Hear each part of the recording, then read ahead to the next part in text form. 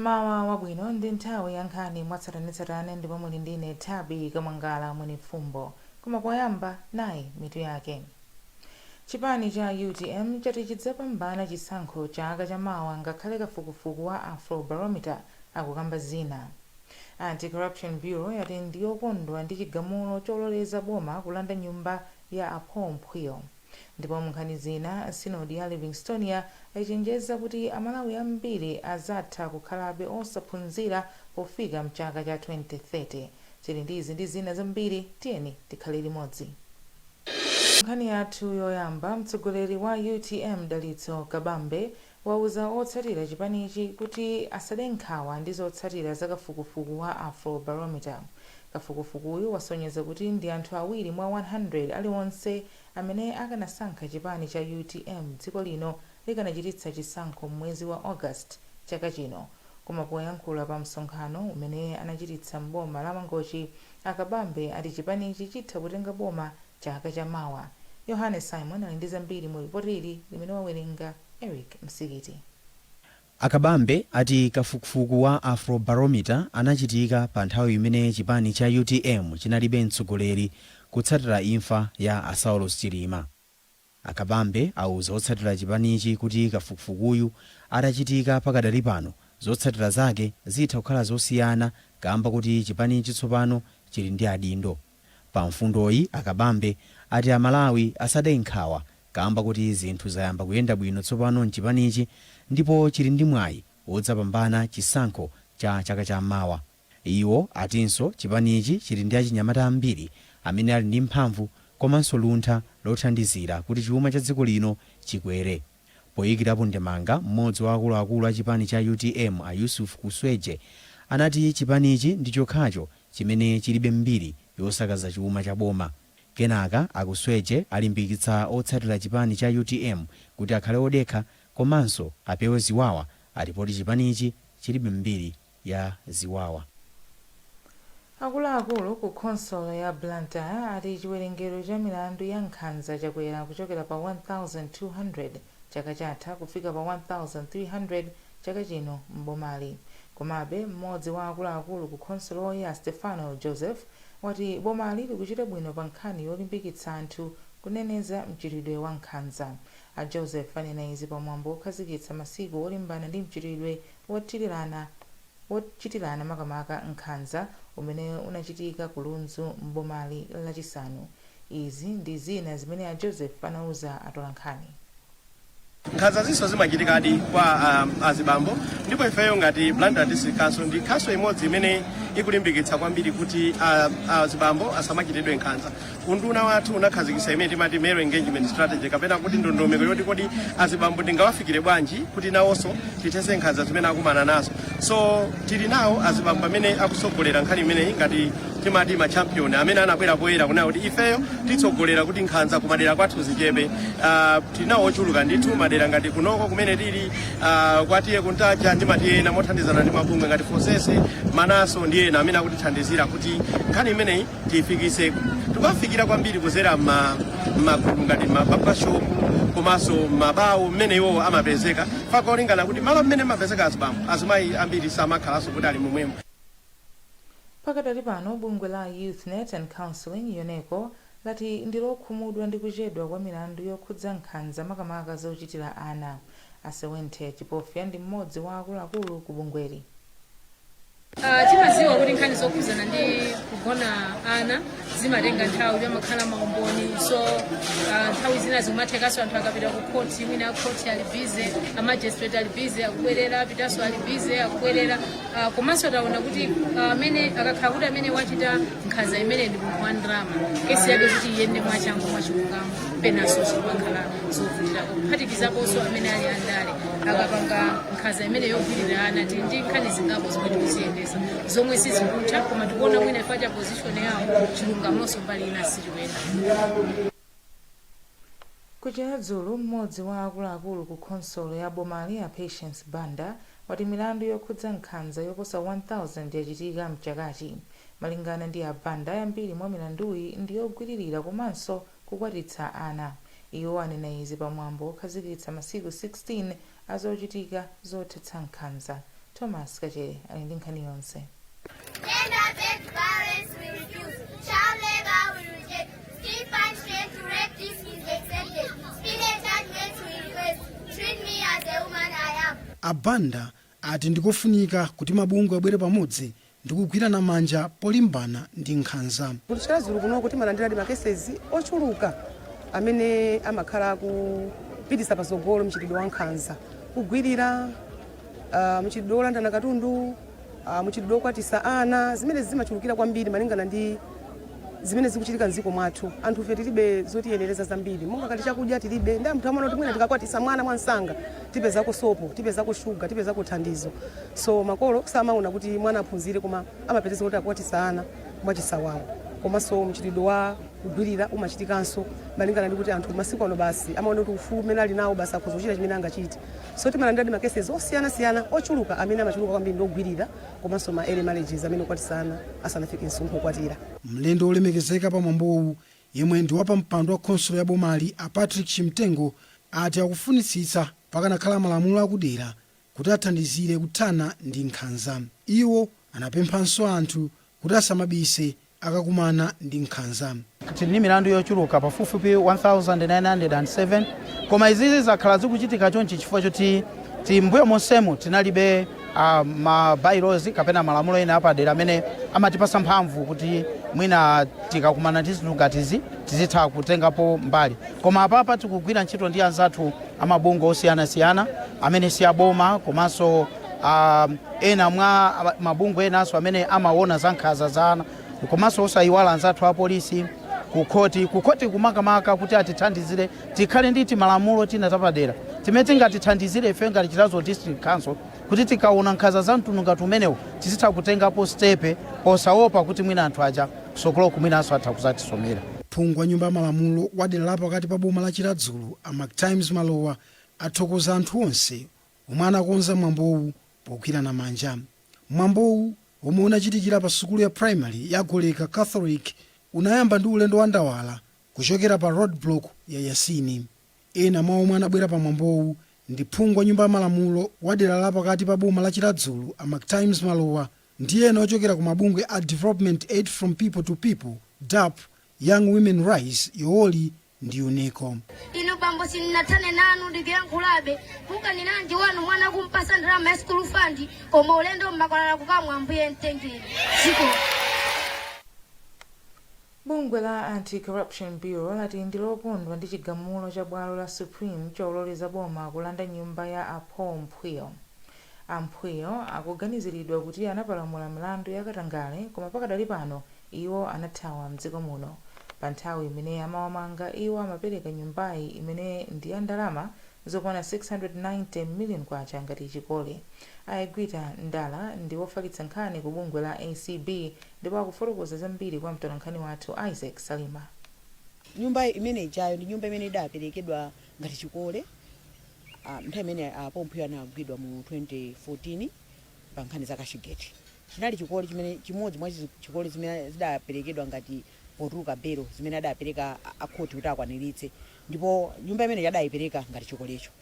Ndiye pamene iwo aja anapezeka kuti belo ija sakuyikwaniritsabe sakubweranso ife ngati bungwe malinga mwa malamulo tidayenera kupita ku court ndipo tidapita ku high court kukanena kuti awawa sakukwaniritsa ndondomeko zimene mudawapatsa za belo zija ndipo ife tifuna kuti muchotse titenge zonse zimene zidayenera kuti zitengedwezo. Ndalama zidatengedwa kale zimene zidapita kuboma komano chimene chidatsala chinali nkhani ya nyumbayo ndipo nthawi imene ya high court adativomereza kuti nyumba yonse ikuyenera kuti ipite kuboma komano akazi awo anapita ku Supreme Court kukasuma kunena kuti akuona kuti sizinakhale bwino ndipo dzuloli Supreme Court pamene pane majaji 9 yagwirizana ndi zimene high court idanena kunena kuti nyumba imeneyi ikuyenera kupita kuboma ndipo palibe kuphwanyidwa lamulo kuna kulikonse kumene kudachitika popanga chigamulo chimenecho. Moti panopo tikamba pano nyumba imeneyi ndi nyumba ya boma ili m'manja mwa boma ndi nyumba ndithu ya mtengo wake chifukwa pafupifupi panopo timakamba za 690 million kwacha. Zaka zambiri zapita chisamutsireni likulu la boma kuchokera mu mzinda wa Zomba kupita mu mzinda wa Lilongwe.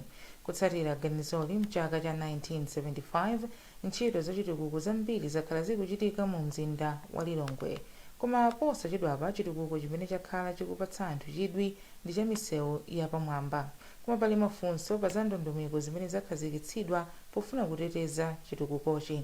Rebecca Chimjeka ali mu mzinda wa Lilongwe ndipo walemba ripoti limene akuwerenga Pemphero Malimba. Mafunsowa akufunsidwa chifukwa ngakhale ku maofesi aboma ku Capitol Hill mu mzinda wa Lilongwe komwe kumakhala chitetezo, chitukuko cha magetsi ogwiritsa ntchito mphamvu za dzuwa zinabedwa. Mukangolowa mu mpando wa maofesi abomawa mumachita kuwerenga mapolo a magetsi omwe anadulidwa. Kafukufuku yemwe Times inapanga wapeza kuti ngakhala anayika njira zotetezera zipangizo m'malo osiyanasiyana monga zikwangwani, khonsolo ya Lilongwe ilibe lamulo lililonse lomwe lingathe kukhawulitsa anthu opezeka ndi mlandu woononga zinthu monga magetsi ndi zikwangwani. A Jackson Banda amene amapanga bizinesi yoyendetsa njinga ya moto mu mzinda wa Lilongwe ndipo ali ndi maganizo oti aliyense akapezeka akuononga magetsi omwe ayikidwa mu msewu wa M1 adzikhala moyo wake wonse ku ndende. Aliyense amene angapezeka akudula zinthu zimene zizi ndoti ndi life kufachi kukunjia ndani chaife adzakhala moyo wonse ku ndende chifukwa chitukuko chamuyaya monga mmene zikukhalira ndi vision yathu ya 2016. Amwaijere nawo akuti mwina zikwangwani zomwe akuyika mu misewu ya mdziko muno kuphatikizira mu mzinda wa Lilongwe zizikhala zoti anthu sangachotse. Mneneri wa bungwe loyang'anira misewu mdziko muno Aposha Kajanga ati anthu ambiri akudandaula za izi, ndipo Akajanga posachedwapa anaulula kuti kafukufuku yemwe anapanga adaonetsa kuti anthu amzigawo zakumwera ndi pakati ndi omwe amaononga zipangizo za misewu. Mizinda ya Blantyre ya Lilongwe mzuzu pang'ono madera mmene muzikwangwani zikuchotsedwa kwambiri ndi chinthu chimene chimapangisa kuti misewu yathu isakhale yotetezeka, chifukwa tikamamanga nsewuja timawumanga choyamba kuti ukhale olimba, chachiwiri kuti woyendapo pa nsewu paja adzakhale otetezeka. Mfumu ya mzinda wa Lilongwe Esther Sagawa wati khonsoloyi yakhale kukambirana ndi mabungwe osiyanasiyana kuti athandizane poteteza zikwangwani komanso magetsi omwe akuyikidwa m'misewu. Ikhale tonse pamodzi kuti tipange safeguard maujeni amene ama street lights amene tipeze njira yabwino, chifukwa choyambirira tikufuna kuti wina atengerepo phunziro kunena kuti kuononga chimene chili cha property imene ya dziko ndikolakwika, makamaka ma street lights aja ndikolakwika, ndeno aphunzirapo bwanji pamene wina apatsidwa ujeni chilango chokwanira bwinobwino, komanso chilango choti wina wake chimpangise kuti asakapangiso zimene nzake ujanapanga ndi zimene zingathandiza. Mneneri wa nthambi ya polisi mdziko muno apita kalaya wati apolisi ayika njira zotetezera zipangizozi. Pali njira zambirimbiri zimene tikugwiritsa ntchito ngati apolisi pofuna kuteteza katundu ngati ameneyo. Tikuchita mapatrols usana ndi usiku madera monse mmene muli katundu wa boma ngati ameneyo. Kupatula zimenezi tikuphunzitsanso anthu makamaka pakufunika kuti azipanga report kwa ife apolisi pamene akudziwa za anthu amene akuba kapena kuononga katundu wa boma ngati ameneyo. Koma chosangalatsa nchakuti ngakhale anthu anachotsa magetsi ena mu msewu omwe unayambirira kumangidwa kwa 18 kupita ku 49, magetsi ena akadalipo. Bungwe loona za misewu lidaulula kuti likonzanso malamulo atsopano okhudza anthu omwe amaononga zipangizo za m'misewu, koma pakadali pano lamuloli sanalikambirane ku nyumba ya malamulo.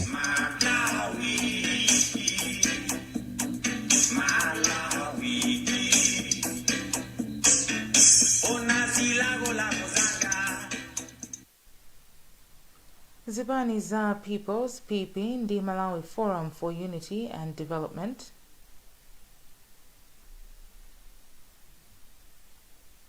mafunde zati mgwirizano wawo ukhala osiyana ndi mgwirizano wa Tonse Alliance. Akuluakulu azipanizi auza atolankhani mu mzinda wa Blantyre kuti mgwirizanowu ndi wopindulira Amalawi. Zipani ziwirizi ndi zoyamba kulengeza mgwirizano wawo poyera. Ben Chakame ndi mlembi wamkulu wa chipani cha PP ndipo akuyankhula ndi Isaac Salima.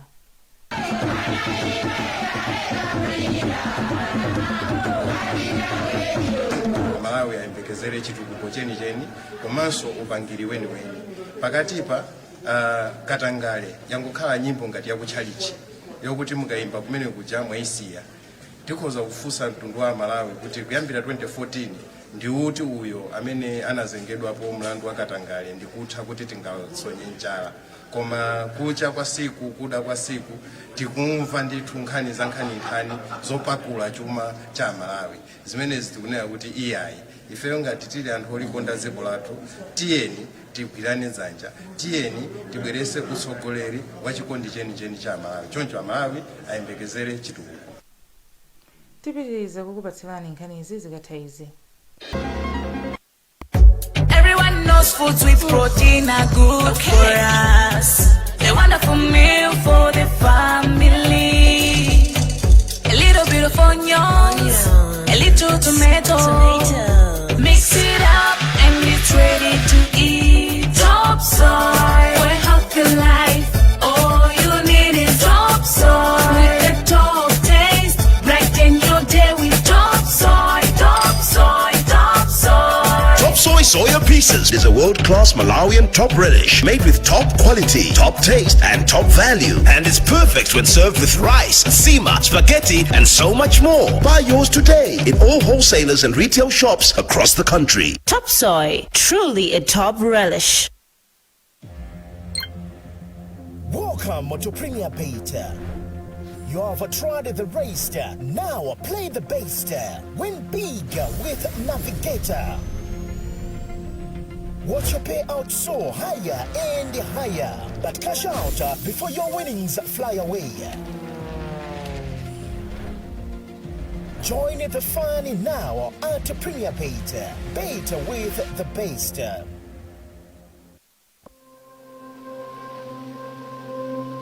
As a child growing up, I always remember starting each day with the trusted sweetness of Ilovo sugar. The beautiful smell of zitumboa and sweet tea brought a big smile on my father's face. Mother was always there, smiling while we enjoyed our breakfast. At every family gathering, everyone was happy when Mother brought out her secret weapon, the Ilovo sugar pack. Because we all knew that the mandasi, zikomoyoyo, choba, and many other delicious foods she prepared would create lasting memories.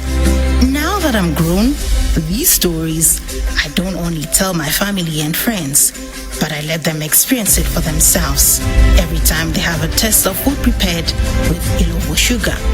Ilovo sugar, the trusted brand from generation to generation. Ilovo sugar, take it, mpamvu. Kupitirira ndi nkhani zathu, Sinodi ya Livingstone ya mpingo wa CCAP yachenjeza kuti Amalawi ambiri adzatha kukhalabe osaphunzira pofika mchaka cha 2030.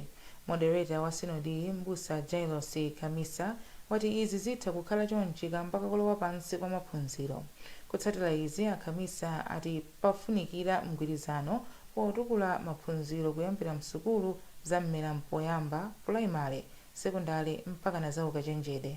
Sam Kalimira akufotokoza.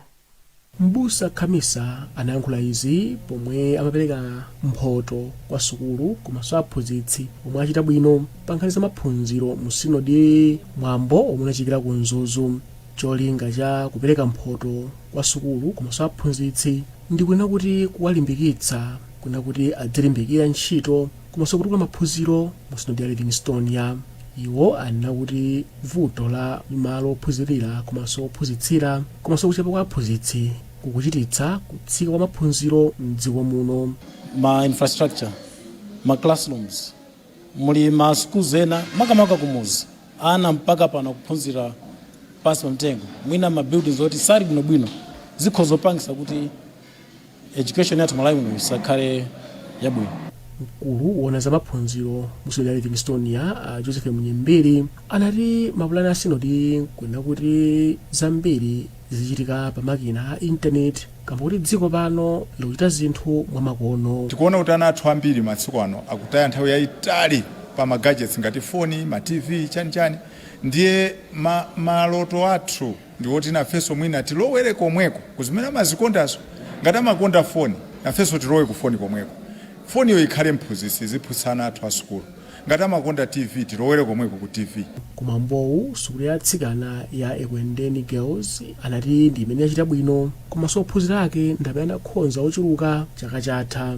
mphunzitsi wamkulu pa sukulu ya ekwendeni girls a Evelyn Nyirenda anati kuchita bwino kwa sukuluyi ndikamba kuti ana sukulu ndi aphunzitsi amasunga bwambo komanso kulimbikira pa maphunziro. Reserve Bank of Malawi yayamikira sukulu ya Malawi University of Business and Applied Sciences MUBAS poyika chidwi pa ukadaulo wa insurance. Izi zikudza sukuluyi itakhazikitsa maphunziro a degree ya insurance. Mmodzi mwa akuluakulu a Reserve Bank Paul Nyirenda wati maphunzirowa apititsa patsogolo ntchito za insurance mdziko muno. Thomas Chilaya walemba ripoti lomwe akuwerenga Elvis Howahowa. Anyenda ati kusowa akadaulo a ntchito za insurance mdziko muno kwakhala kukulepheretsa kukula kwa ndondomeko zolimbikitsa ntchitozi. Iwo ati zomwe sukulu ya ukachenjede ya MUBAS yachita pokhazikitsa maphunziro a degree mdziko muno zikugwirizana ndi ndondomeko yolimbikitsa ukadaulo omwe ndi ofunikira pa ntchito zachuma. Sukulu ya ukachenjede ya MUBAS ikuyambisa maphunziro atsopano a insurance ndi risk management. Ichi ndi chinthu chopambana kwambiri mu mbali ya insurance chifukwa kuti kakhala koyamba kuti ana sukulu akhoza kuphunzira insurance m'Malawi muno.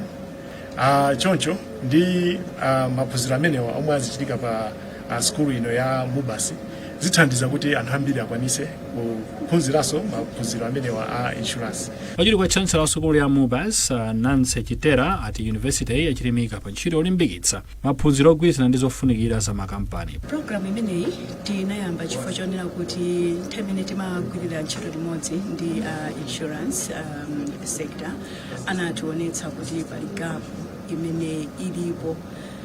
Tikaona anthu amene akugwira ntchito mu field imeneyi muona kunena kuti ali ndi certificate kapena diploma ya mayeso olimbidwa kuchoka kunja, komanso apo ayi ngati alibe certificate kapena diploma imeneyi ndiye kuti ali ndi bachelor's degree yoti anakaphunzira kunja.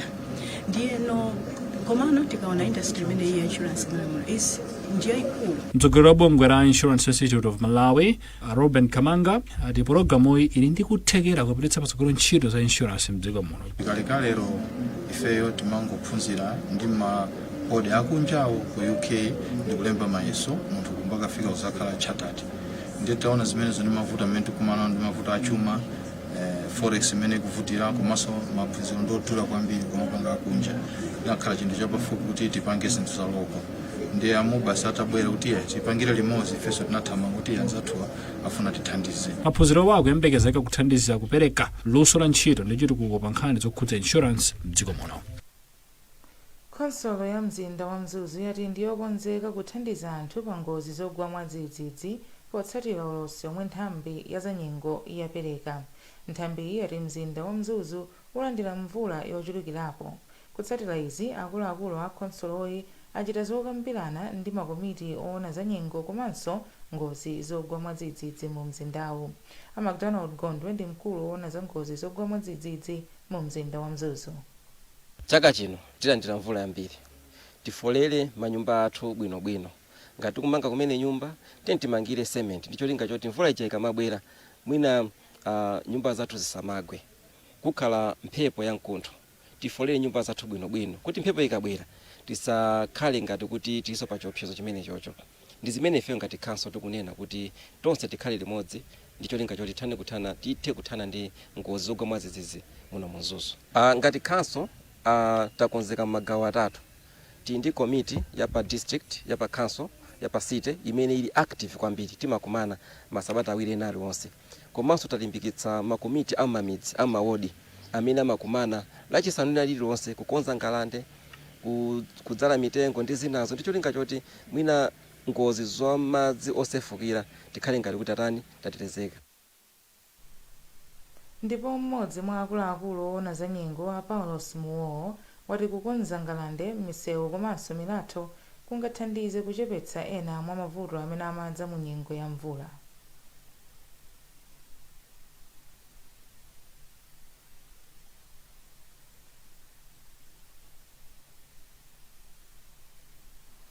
nkhani zathu ndi zomwezi koma tisanasiyane nayinso mitu yake.